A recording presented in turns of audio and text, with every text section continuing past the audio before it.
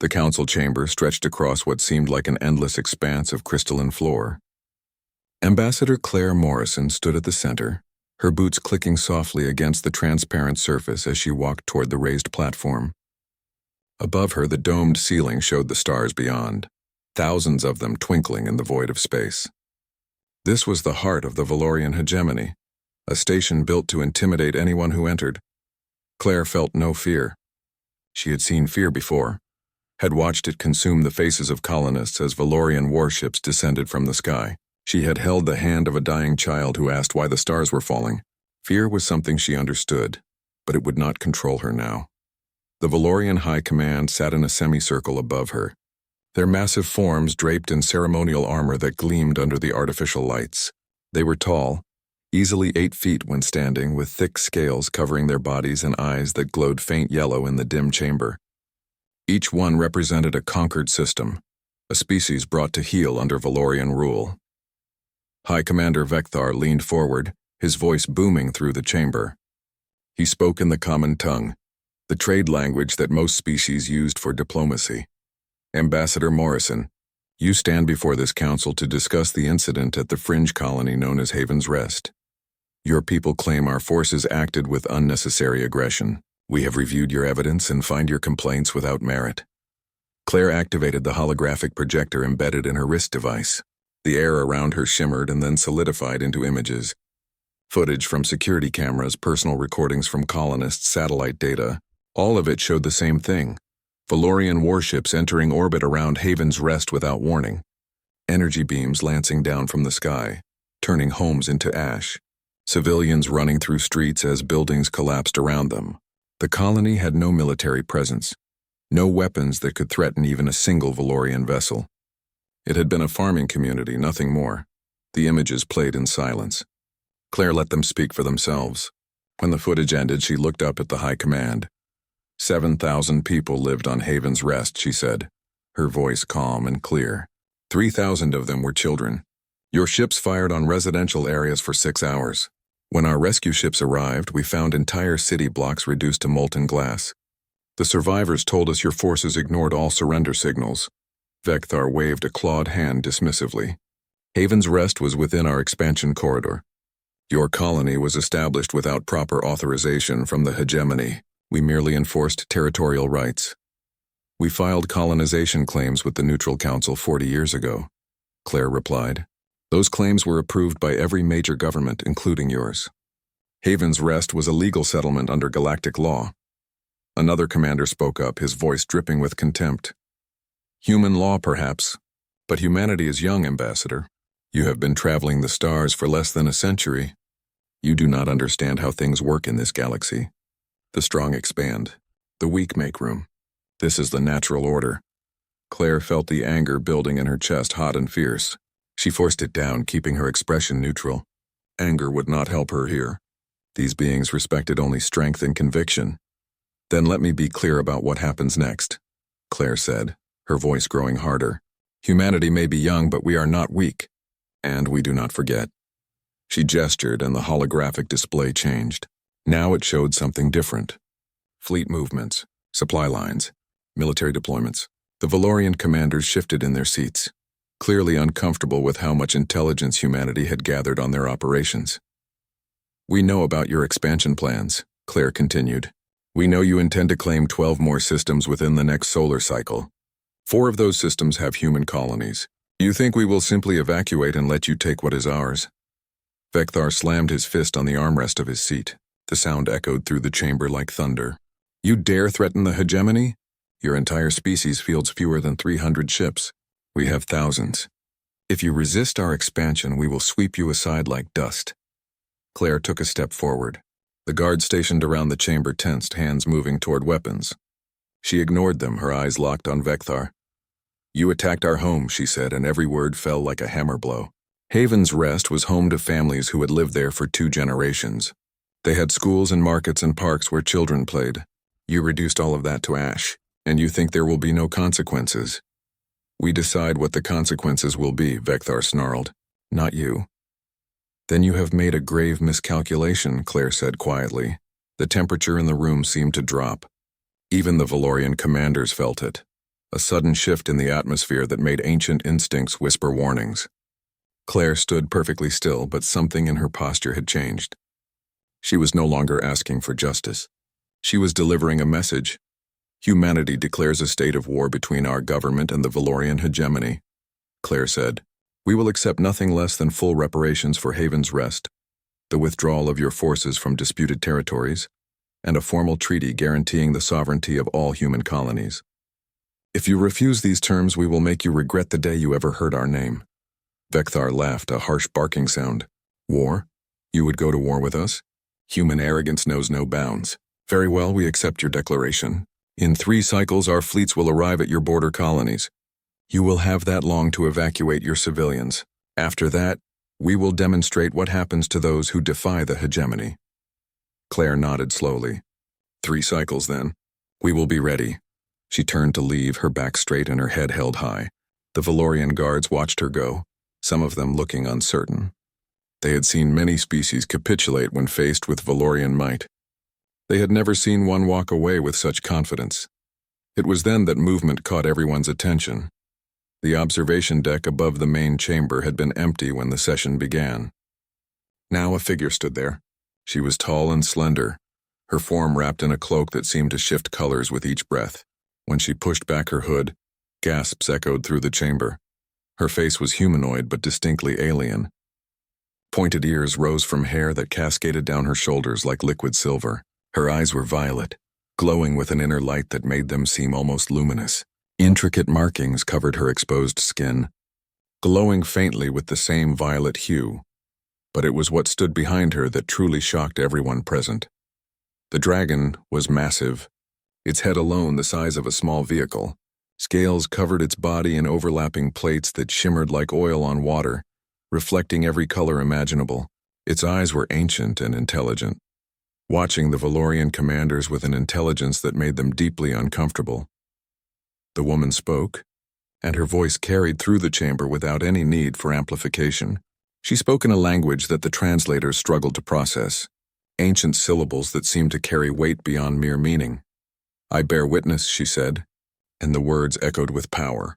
Vecthar rose from his seat, his face contorted with rage and something else, fear. "Ithari," he hissed. "Impossible. Your kind were destroyed." The woman smiled, and it was not a kind expression. "Scattered, hunted, but never destroyed. We have waited in the darkness between stars, watching for the day when someone would stand against you, and now that day has come." She walked down from the observation deck, the dragon following behind her with movements that were impossibly graceful for something so large. When she reached the floor, she stood beside Claire, who had stopped and turned back to watch. "I am Lyraean," the woman said, "last speaker of the Ithari Council, and this is Netharis, my bonded companion. We have tracked the movements of humanity for many cycles now. We have watched as they explored the stars, as they built their colonies, as they reached out in peace to every species they encountered." She turned to look at the Valorian commanders, and her eyes blazed with violet fire. "And we watched as you slaughtered them at Haven's Rest, just as you slaughtered my people centuries ago. The Valorian hegemony believes it can expand without consequence. That might makes right that the strong need not answer to anyone." Lyran raised one hand, and the markings on her skin flared brighter. "You are wrong. The Ithari stand with humanity, and we will teach you the same lesson you taught us long ago. There is always a consequence for genocide." The dragon, Netharis, opened its mouth and released a sound that was part roar and part something else, something that bypassed the ears and struck directly at the soul. Every being in the chamber felt it, a wave of pure fury and ancient power that made their bones vibrate. Vecthar stumbled backward, his confidence shattered. "This changes nothing. Even with Ithari support, humanity cannot stand against the full might of the hegemony." "Then you will learn otherwise," Lyraean said simply. She looked at Claire and nodded. "Come, Ambassador. We have much to discuss." Claire followed the Ithari woman and her dragon toward the exit. As they walked, she felt something strange, a warmth in her mind, a presence that was not hostile but curious. She glanced at Netharis and found the dragon watching her with those ancient eyes. For just a moment she felt what the dragon felt, the rage at watching innocents die, the determination to make things right, the fierce protective instinct that had bonded Netharis to Lyran centuries ago, and she understood. This was not just about war. This was about justice. This was about making sure that what happened at Haven's Rest would never happen again. The chamber doors closed behind them with a resounding boom. Inside, the Valorian High Command sat in stunned silence. They had expected to intimidate a weak species into submission. Instead, they had awakened an old enemy and given humanity a powerful ally. High Commander Vecthar stared at the closed doors for a long time. Then he reached for his communication device. "Send word to the Emperor," he said quietly. "Tell him the Athari have returned, and tell him we may have miscalculated our assessment of humanity." But deep down he already knew it was too late. The war had begun, and the galaxy would never be the same.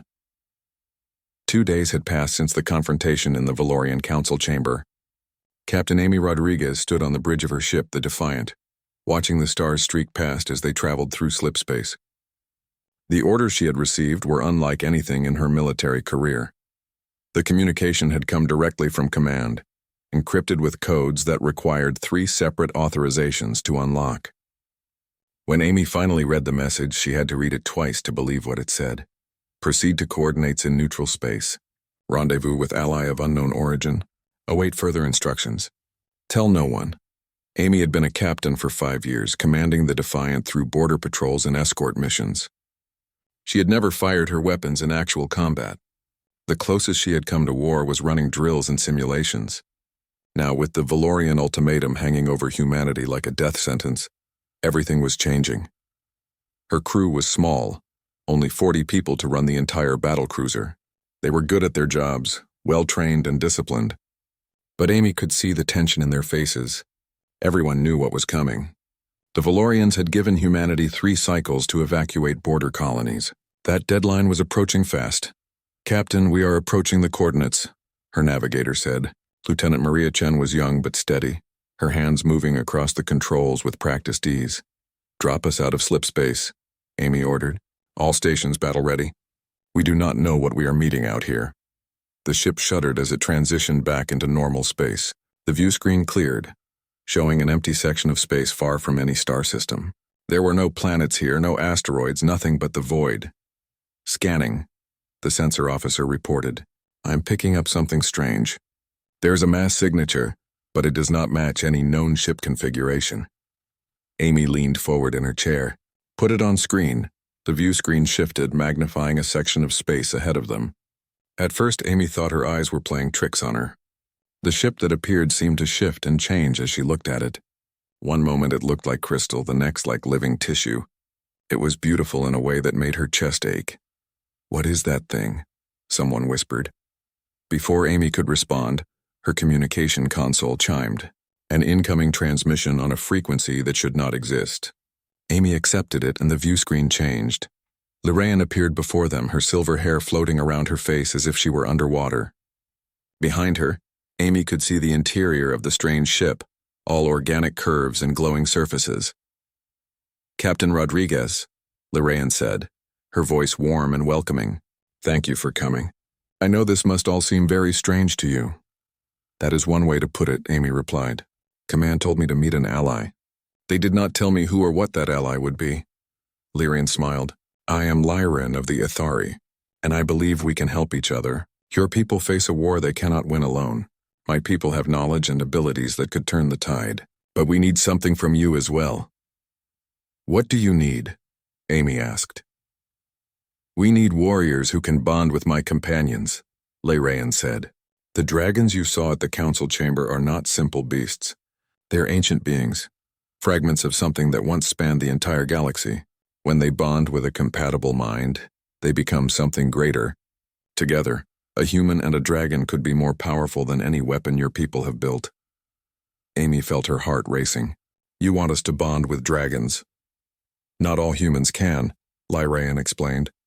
"There must be a resonance, a compatibility between minds. But those who can bond become something new. They gain abilities that will terrify the Valorians." "And if we refuse?" Amy asked. Lyran's expression grew sad. "Then the Valorian Empire will crush your species within a year. They have done it before to dozens of civilizations. You have seen what they did to Haven's Rest. That was them being merciful. If they truly commit to your destruction, there will be nothing left of humanity but memories." Amy looked at her crew. They were all watching her, waiting for her decision. She thought about the footage she had seen from Haven's Rest. The burning buildings, the crying children, the bodies in the streets. If there was even a chance to prevent that from happening again, she had to take it. "What do we need to do?" Amy said.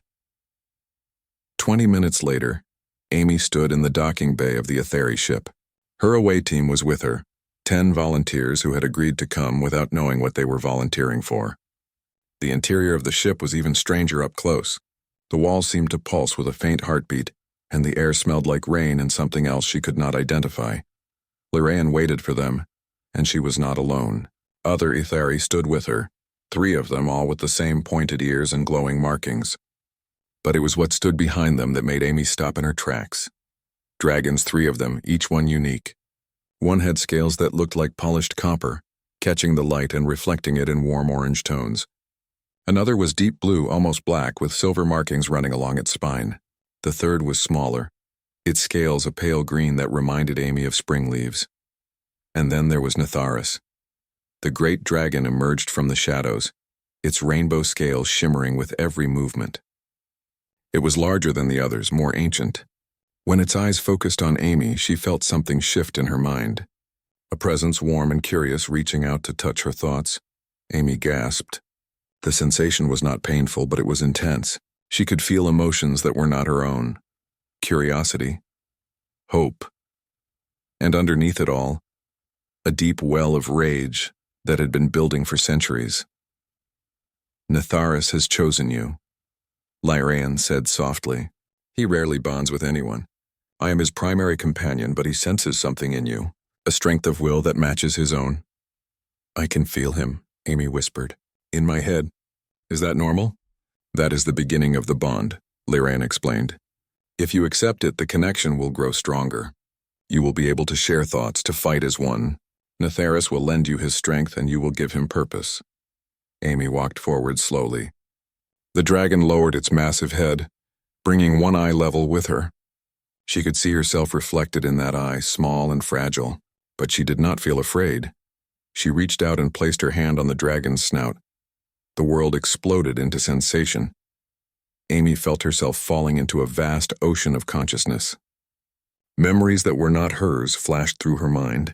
She saw worlds she had never visited, civilizations that had risen and fallen long before humanity even existed. She felt the fury of watching friends die under Valorian weapons. She experienced the loneliness of centuries spent hiding in the dark between stars. But she also felt hope.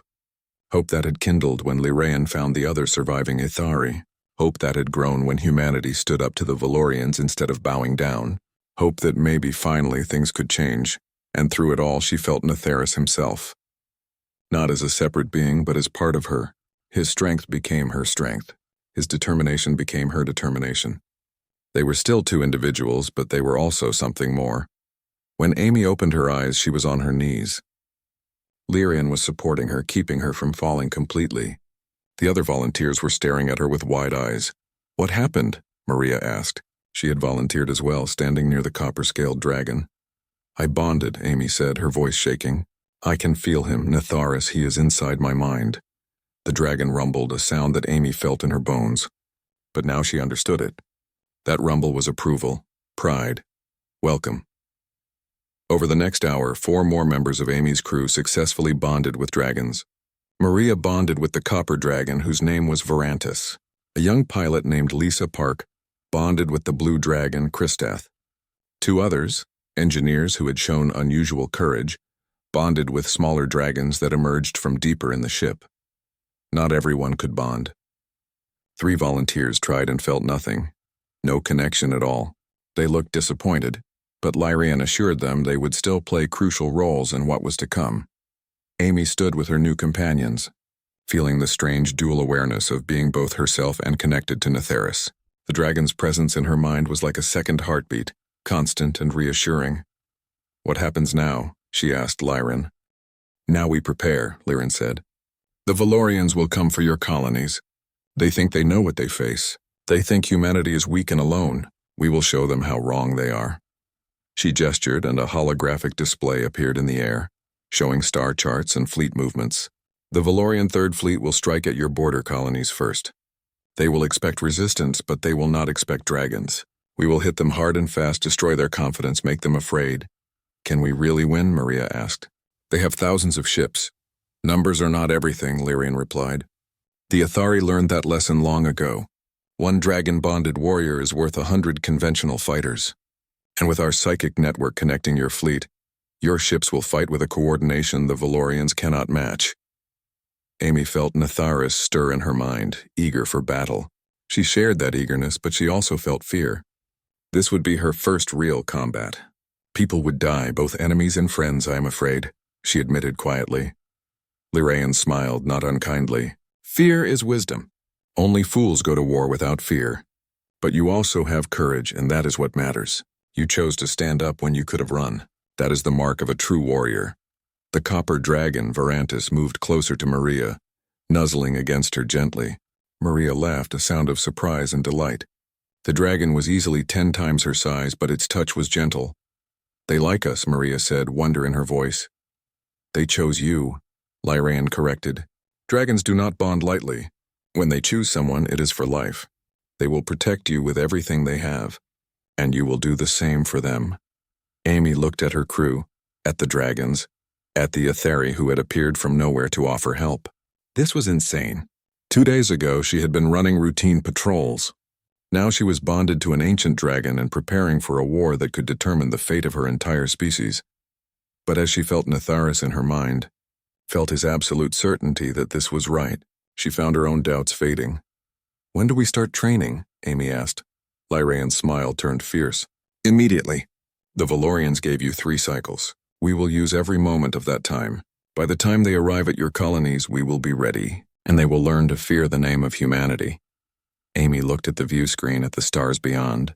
Somewhere out there, Valorian fleets were gathering, preparing to crush her people. They thought they knew what was coming. They had no idea. With Natharis beside her and the other dragon riders ready to fight, Amy felt something she had not felt in days. Hope. Real. Genuine hope that humanity might survive this. The war was coming. But this time, humanity would not face it alone. Admiral Korvax sat in his command chair aboard the flagship Eternal Triumph, watching the displays that showed his fleet moving through slipspace. Behind him stretched the 3rd fleet of the Valorian hegemony, over 200 warships representing the might of an empire that had conquered half the known galaxy.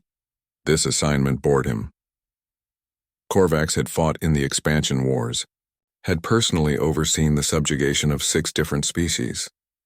He had broken planetary defenses that others called impregnable.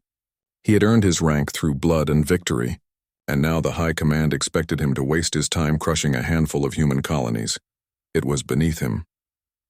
Admiral, we are approaching the Arcturus system, his second-in-command reported. Commander Theron was young and ambitious, eager to prove himself in battle. This would probably be his first real combat experience. How disappointing that it would be so easy. All ships transition to normal space on my mark, Korvax ordered. Formation Delta. We will surround their defensive positions and give them one chance to surrender. After that, we burn everything. The fleet emerged from slipspace in perfect formation. The Arcturus system spread out before them. 3 planets orbiting a yellow star. The second planet, Arcturus Prime, held the human colony. Sensor data showed a population of roughly 50,000, and waiting for them was the human defense fleet. Korvax studied the enemy positions with growing contempt. 20 ships. The humans had brought 20 ships to defend against his 200. Did they not understand mathematics? Did they truly believe courage alone would save them? Sir, we are receiving a transmission from the human fleet, the communications officer said. Put it through, Korvax said. Curious to hear what excuse they would offer, Captain Amy Rodriguez appeared on his view screen. She wore the dark blue uniform of human military, her expression calm and focused. Behind her, Korvax could see the bridge of her ship and something else, something that made his blood run cold. Standing behind the human captain was an Athari woman. Silver hair, violet eyes, and those distinctive markings that glowed with inner light. And beside her, partially visible in the frame, was the unmistakable shape of a dragon. Admiral Korvax, Amy said, I am Captain Rodriguez of the Human Defense Fleet.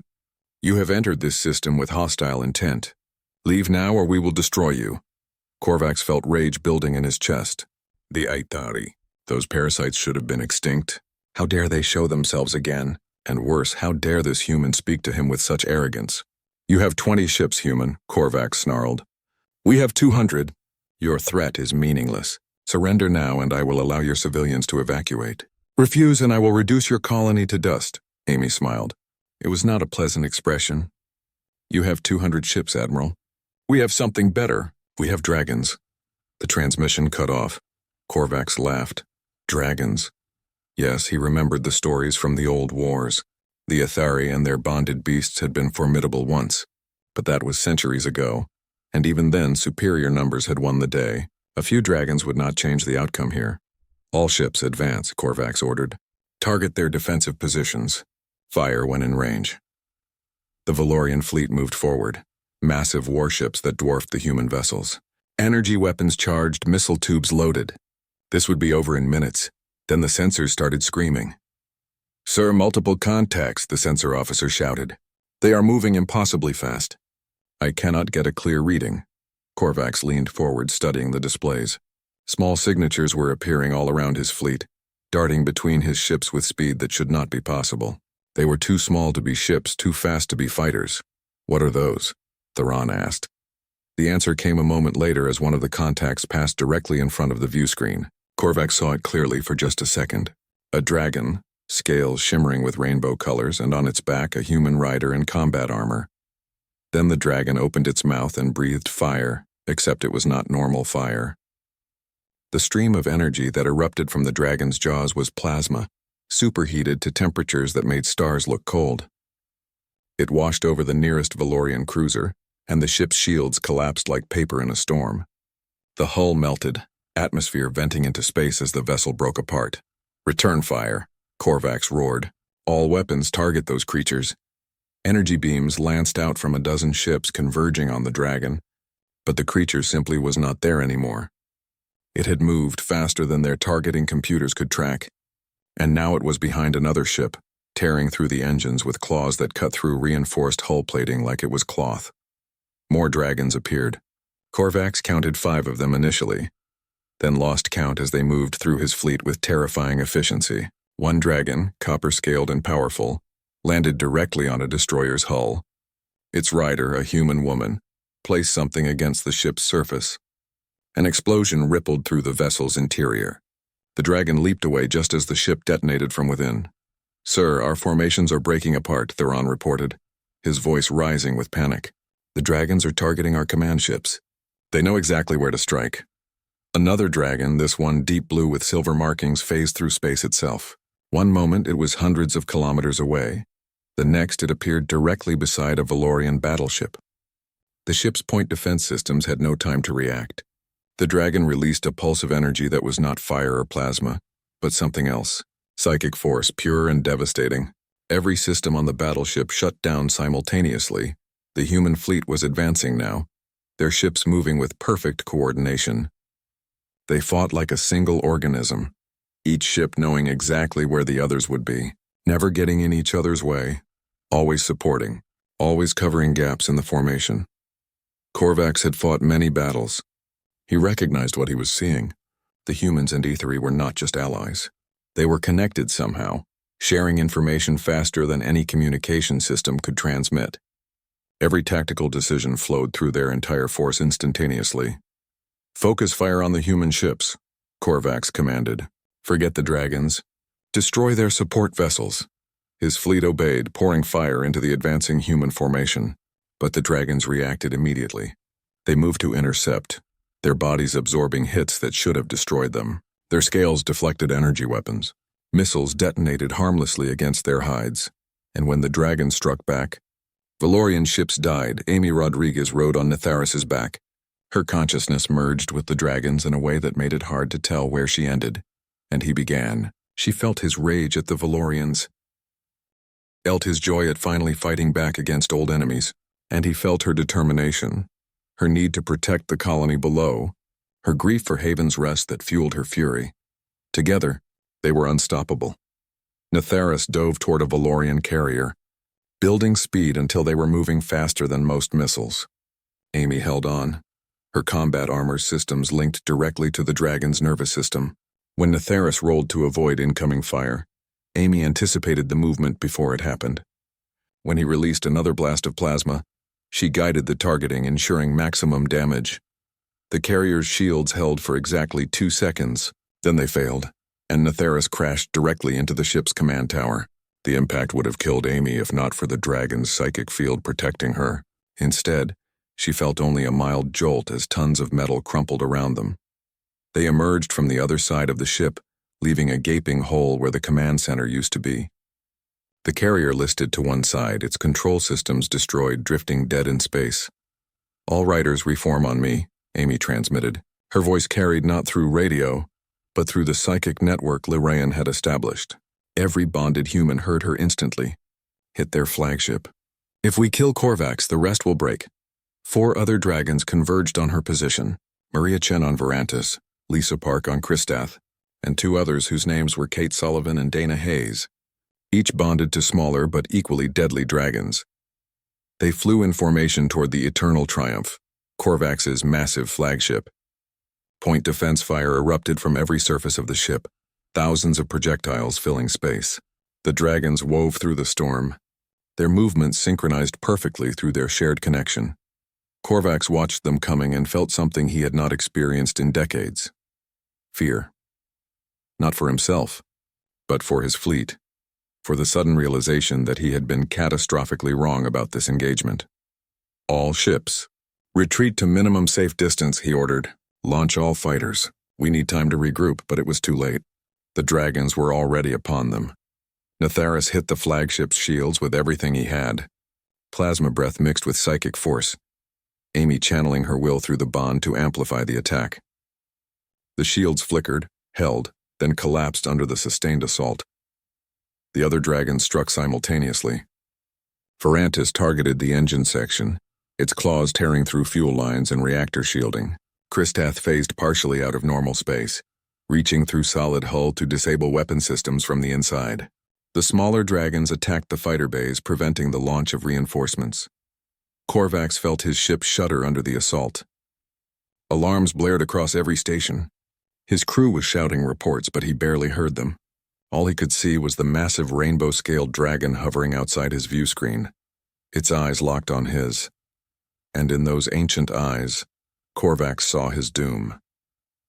"Retreat," he said quietly, then louder, his voice carrying across all fleet channels. "All ships, emergency slipspace transition. Retreat immediately." The Valorian fleet scattered. Ships jumped to slipspace without coordination, without formation, each captain concerned only with survival. They left behind 16 destroyed vessels and 3 times that many damaged beyond immediate repair. The human fleet held position, not pursuing. Amy watched the Valorians flee, feeling satisfaction through her bond with Netherus. They had done it. Against impossible odds, they had won. "Captain Rodriguez," Lyrian's voice came through the network. "Well fought. You and your riders performed beyond my expectations." "What now?" Amy asked, still riding high on adrenaline and the joy of victory. "Now the Valorians know we are real," Lyran replied. "They will not underestimate us again. The next battle will be harder." Down on Arcturus Prime, 50,000 colonists watched the battle's end through telescopes and sensors. They saw the Valorian fleet flee. They saw the dragons circle once in victory before returning to the human ships, and they understood humanity was no longer alone. They had allies. They had dragons. And they had proven they could fight. In the wreckage of the battlefield, debris drifted silently. Valorian ships destroyed by fire and fury. The first blood had been drawn, and it was Valorian blood that stained the void. Admiral Korvax reached safe space and immediately sent a priority transmission to the High Command. His report was brief but devastating. The Athari had returned. They had bonded with humans. And together, they were far more dangerous than anyone had predicted. The war had truly begun. And for the first time in centuries, the Valorian Empire tasted defeat. War Marshal Dravik stood in his private chamber aboard the Obsidian Sovereign, studying the tactical data from Arcturus. The holographic display showed the battle in detail. Every ship movement, every dragon strike, every moment of the humiliating defeat that Admiral Korvax had suffered. Dravik was not like other Valorian commanders.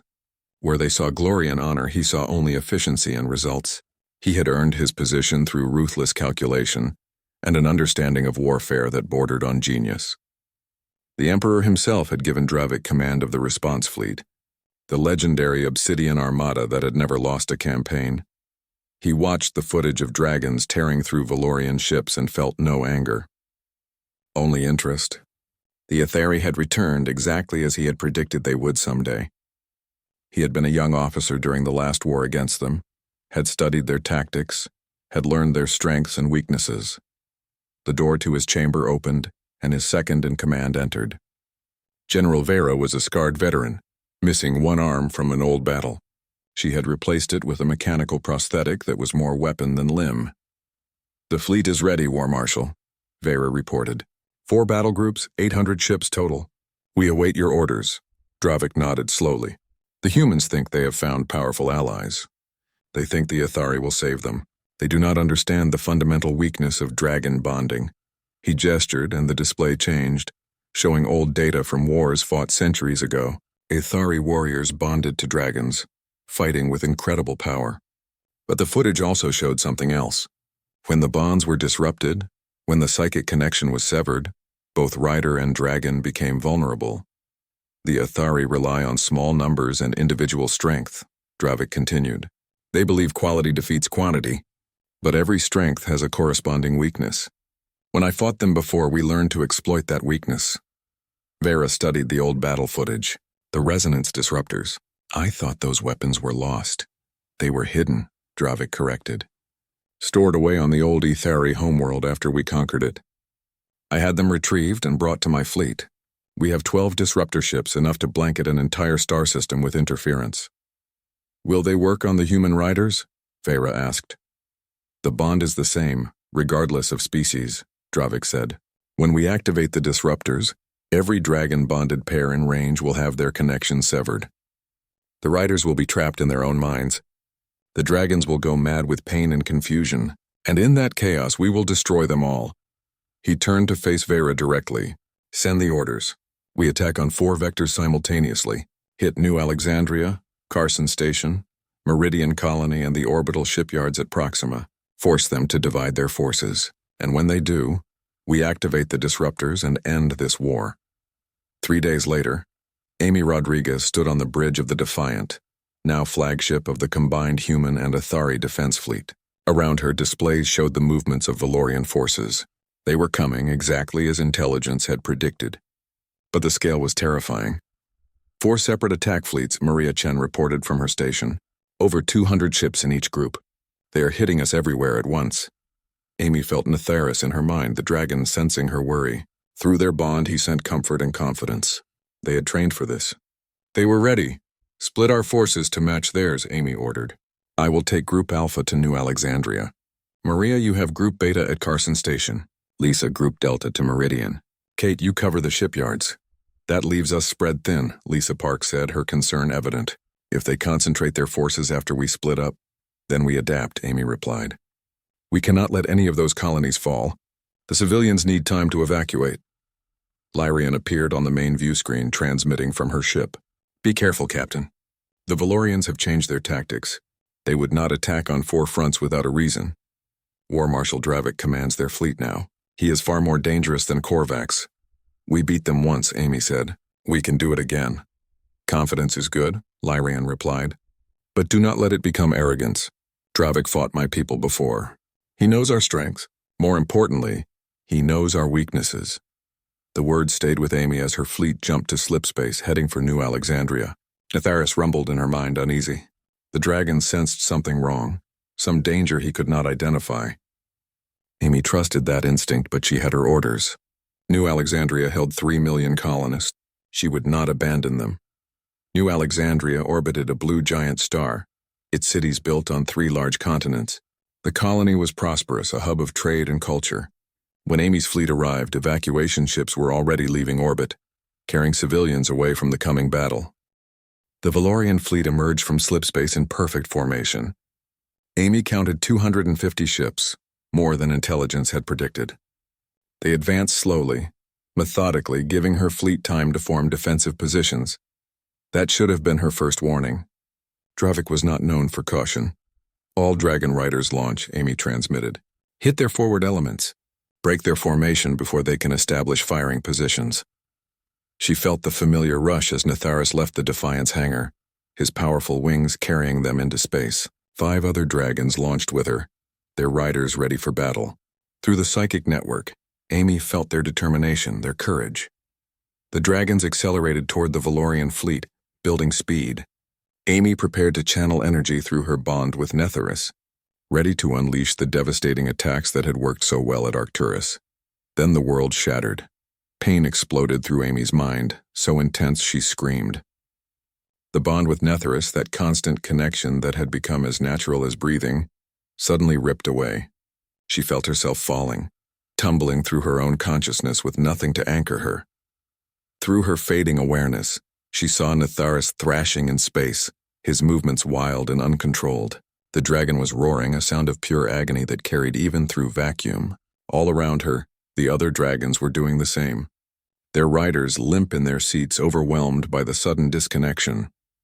On the bridge of the Obsidian Sovereign, Dravik watched with satisfaction as the disruptor ships did their work.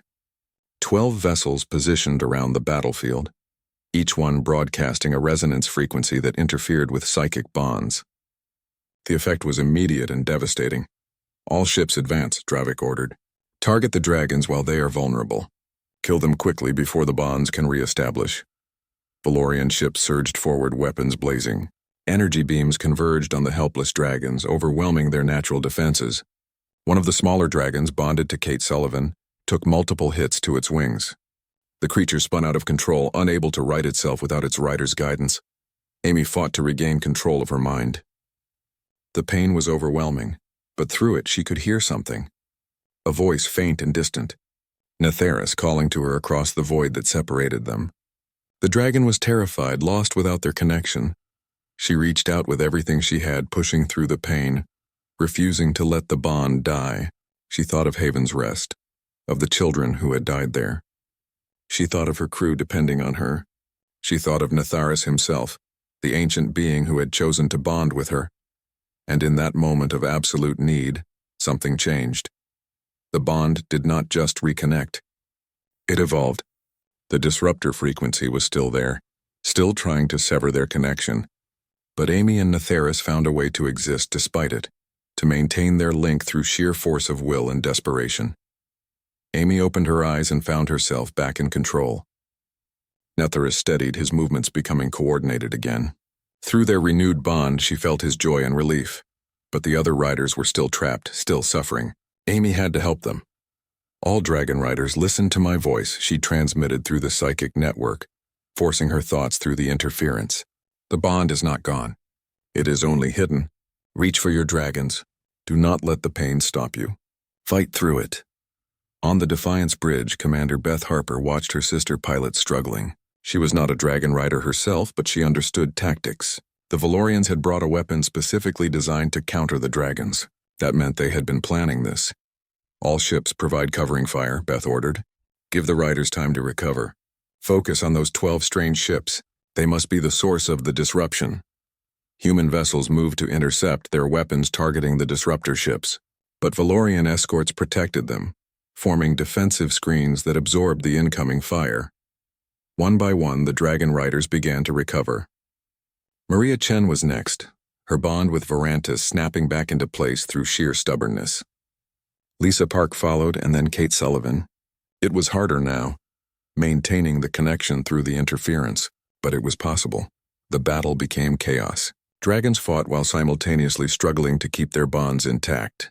Human ships tried to destroy the disruptors while defending against the main Valorian fleet.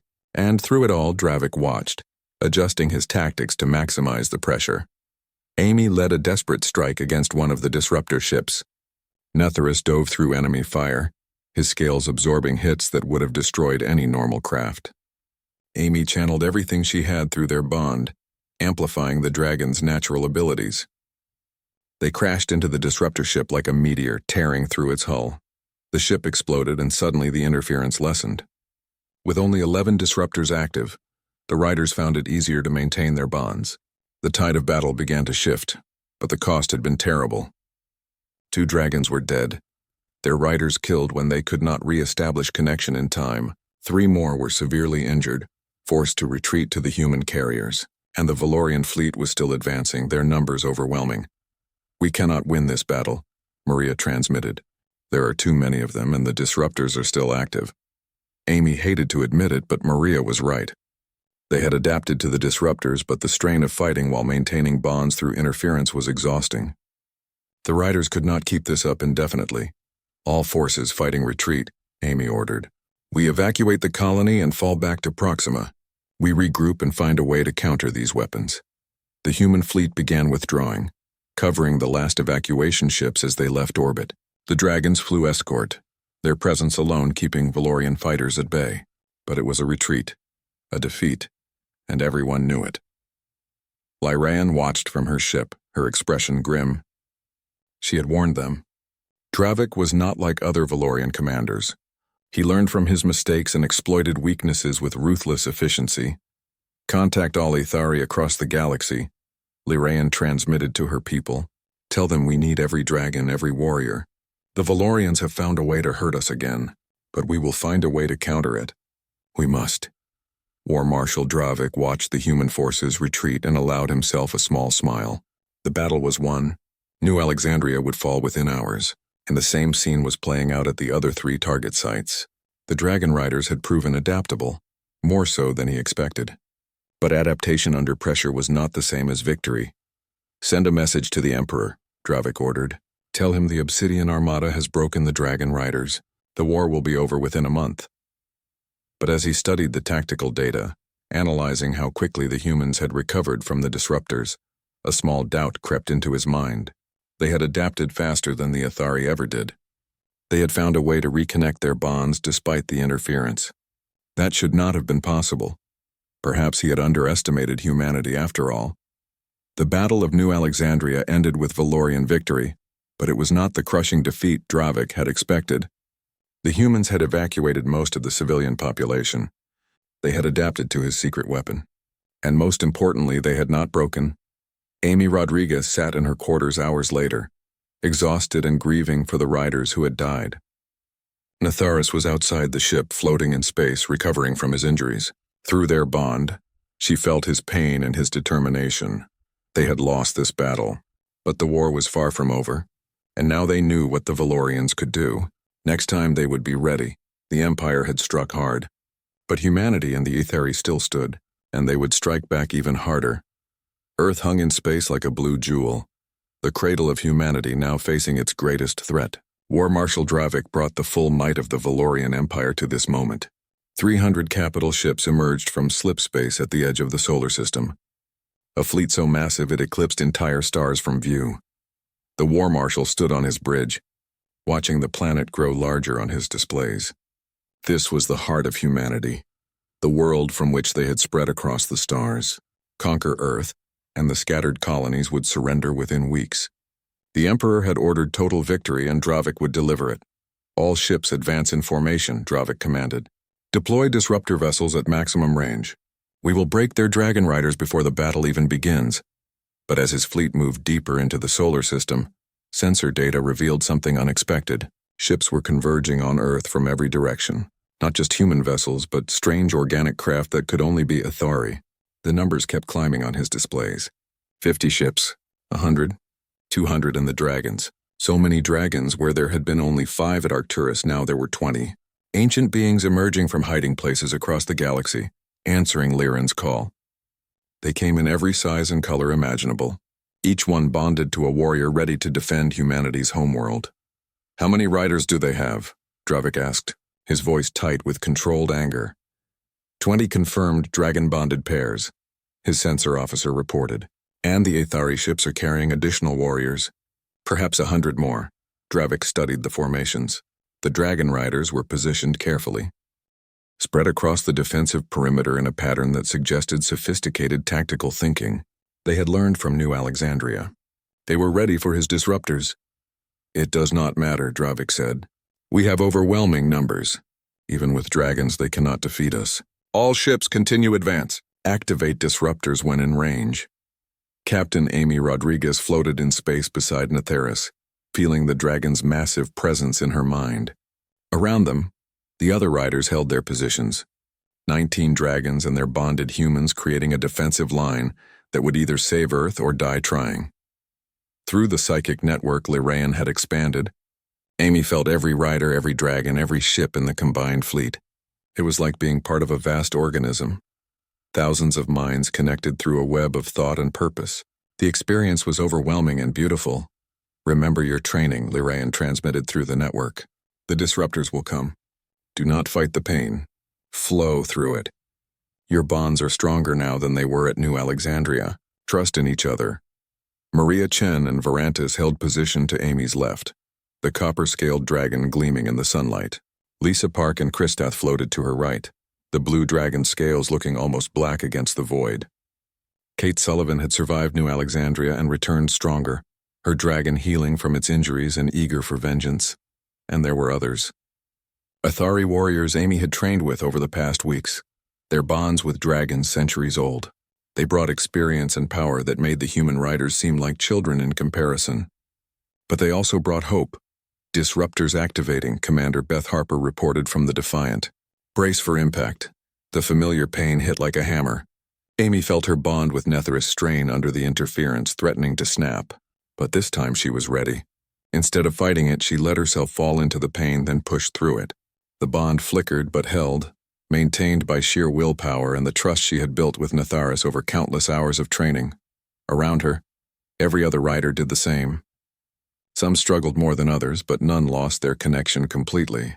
The disruptors were working, but not well enough.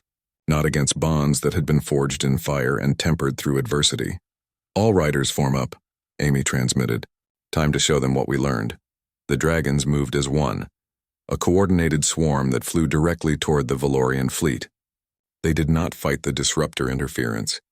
They existed alongside it, their bonds maintained through constant effort but no longer vulnerable to being shattered.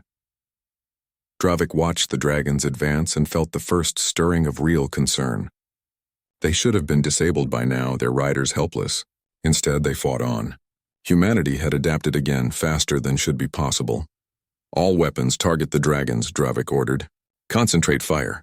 Destroy them before they reach our lines. Energy beams filled space, thousands of weapons firing simultaneously. The dragons wove through the storm with impossible grace, their riders guiding them through gaps that should not exist. 3 dragons took direct hits, their scales absorbing damage that would have destroyed battleships. They faltered but did not fall. Then Lyraean did something that changed everything. She reached out through the psychic network, her consciousness touching every bonded pair simultaneously. For a moment that seemed to stretch forever, every human rider, every Athari warrior, every dragon in the system became aware of each other completely, not just aware but unified. Amy felt Maria's determination and Kate's fury. She felt the ancient wisdom of the Athari riders and the primal rage of dragons who had hidden in darkness for centuries. And most incredibly, she felt Lyraean herself, the last speaker, channeling her power through Netherus to reach them all. We are one, Lyraean's voice echoed through every mind simultaneously. We fight as one. We strike as one. Now show them what unity truly means. The dragons attacked in perfect synchronization, 20 creatures moving as a single organism, each one knowing exactly where the others would be. Every strike coordinated to maximize damage. They tore through the Valorian formation like a blade through silk. But it was not just the dragons. Every human ship, every Athari vessel, every weapon system in the entire fleet fired in perfect harmony. Missiles launched from dozens of ships converged on single targets, overwhelming shields through sheer concentration of fire. Energy beams struck weak points identified by dragon senses and transmitted instantly through the network. The Valorian fleet, despite its overwhelming numbers, began to falter. Ships collided with each other as they tried to avoid dragon attacks. Defensive formations collapsed as the unified assault hit them from impossible angles. It was like fighting a single opponent with 1,000 bodies, each one anticipating every move before it happened. Amy and Netherus led a strike directly at the disruptor ships. They were not alone. 5 other dragons joined them, their riders pushing their bonds to the limit. Together, they became a spear of plasma and fury that punched through the Valorian escorts. The first disruptor ship died in flames. then the second, and the third. With each one destroyed, the interference weakened, making it easier for the riders to maintain their connections. The unified consciousness grew stronger, more coordinated. Dravik watched his carefully planned assault crumbling and made a decision that would haunt him. He activated his secret weapon, the failsafe he had kept hidden until this moment. The Obsidian Sovereign carried a planet-killer weapon, salvaged from an ancient war. It required hours to charge and would drain his ship's power completely. But once fired, it could reduce Earth to a lifeless rock. Target the planet, Dravik ordered. If we cannot conquer it, we will destroy it. Let humanity watch their homeworld die. The weapon began charging, pulling energy from every system on the massive flagship. The glow was visible even from thousands of kilometers away, a building light that promised devastation. Amy felt the shift in the battle instantly through the network. Every mind connected to hers suddenly focused on the same target. The Obsidian Sovereign, the weapon, the threat to everything they were fighting to protect. All forces converge on the flagship, Amy transmitted. We stop that weapon now. Dragons and ships turned as one, racing toward the Obsidian Sovereign. Valorian vessels tried to block them, but the unified fleet simply flowed around obstacles like water. Nothing could stop the momentum of so many minds working in perfect harmony. Kate Sullivan and her dragon reached the flagship first. They crashed through its shields, which were weakened from powering the planet killer. The dragon's claws tore into hull plating, ripping open sections to expose the interior. Then came Maria and Varantis, breathing plasma directly into the wounds Kate had created. The flagship shuddered under the assault, its systems failing one by one, but the weapon was still charging. Amy could see the glow intensifying, feel the buildup of energy through Netheras's enhanced senses. They had seconds at most. She did not hesitate.